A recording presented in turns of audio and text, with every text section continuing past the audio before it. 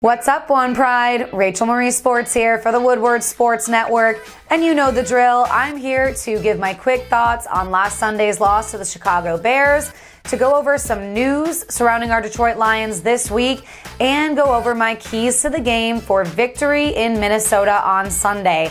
So let's go ahead and jump right in. Last Sunday, our Detroit Lions went down in burning flames in a 24-14 loss against the Chicago Bears.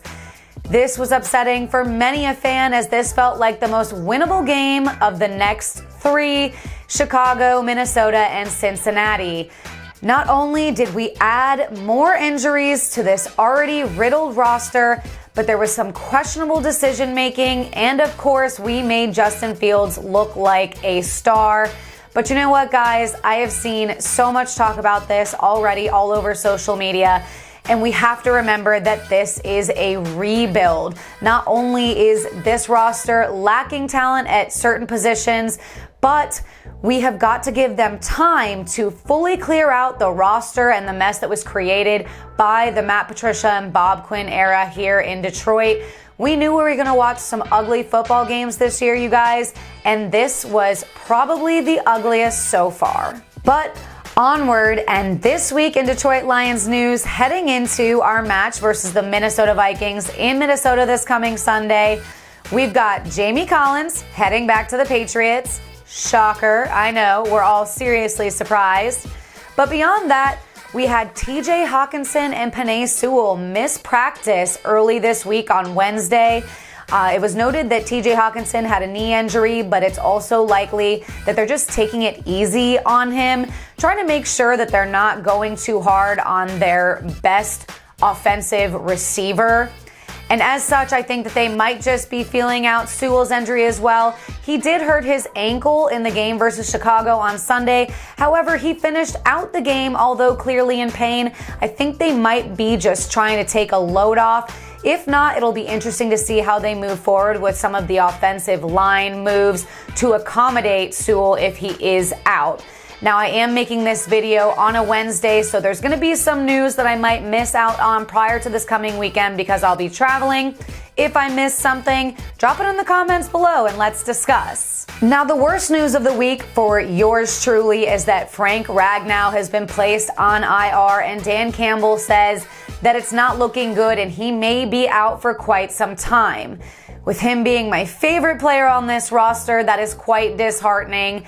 But to end this news segment on a positive note, Trey Flowers is back in practice today.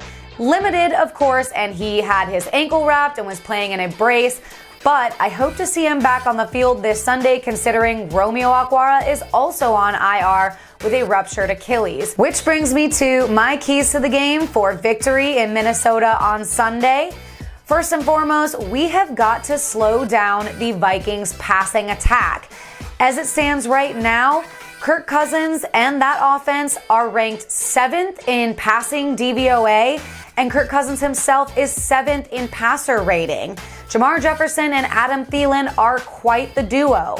Now, I did say the same thing last week, that we needed to create pressure and put pressure on Justin Fields, and that said pressure was nowhere to be seen. However, the O-line, once again on this Minnesota Vikings team, is a weakness, as they are ranked 29th in pass protection. So I really hope to see us game plan accordingly. Next up, we have got to put our hands together and pray that Dalvin Cook is still limited this week as he was last week in Cleveland. Of course, we saw that he only took about half the snaps there. And as we all know, being Lions fans, he has the ability to absolutely steamroll this Lions defense, and he has done it quite a few times. Now, if he is not limited this week, as we can hope, then we are going to have to try to contain.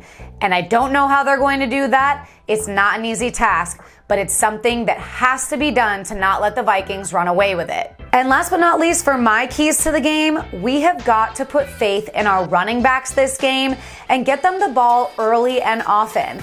Although this Minnesota Vikings defense definitely seems like it's coming together as far as through games 1 through 4, they are still ranked 28th against the run on defense. So we've got to focus on the run. And in my opinion, it's not a bad thing that keeps the ball out of Goff's hands a little bit more. Having said that, my final score prediction for this Sunday in Minnesota is 28-20 with the Minnesota Vikings on top. We literally have had insult added to injury in the form of more injuries on this roster, and we already couldn't hang tight in a winnable game in Chicago last week. I just don't know if I see us pulling this one out against that high-powered passing offense.